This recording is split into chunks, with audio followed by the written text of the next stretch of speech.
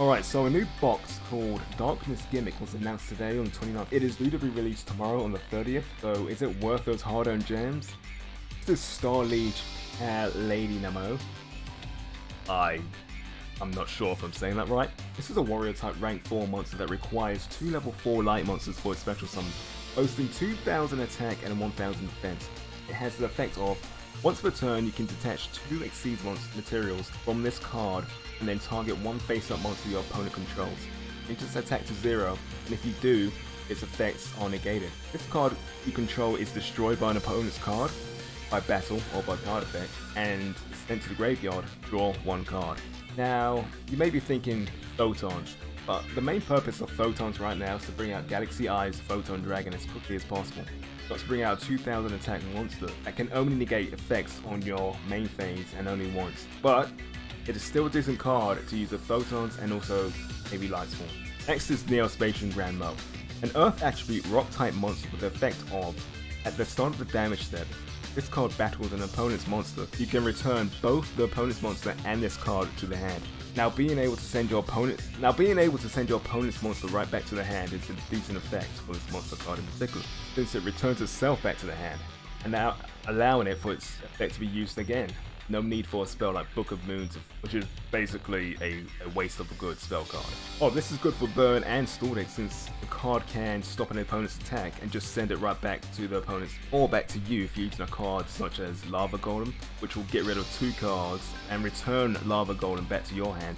Okay, so the poster boy of the box, number 15 Gimmick Puppet Giant Grinder, a dark attribute machine type that requires 2 level 8s as its materials, with 1500 attack and 2500 defense. It has the effect of up to twice per turn.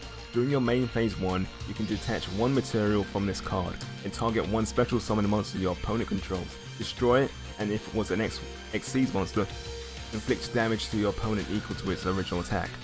Okay, this card is decent since level 8 Exceed monsters are quite easy to bring out, especially when playing a deck like Blue Eyes, which is the most popular deck at the moment right now, at least in Platinum rank or above.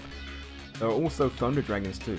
As for the effect, I honestly think it's good since your opponent is probably going to... The most popular Exceed monster right now is number 70 Malevolent Sin. That's 1200 points of effect damage right there, which is a lot considering you only have 4000 life points. Also consider monsters like the Blue Eyes cards, Cyper/Harpy Lady, Gaia the Magical Night Dragons, the list goes on. All that being said, I wouldn't say this card is necessary to have, well at least not at the moment anyway, and you're only going to need at the most just 1 copy. The next card in this list is Vampire's Awakening, a normal trap card with the effect of special summon 1 vampire monster from your deck but destroy it during the end phase of this turn.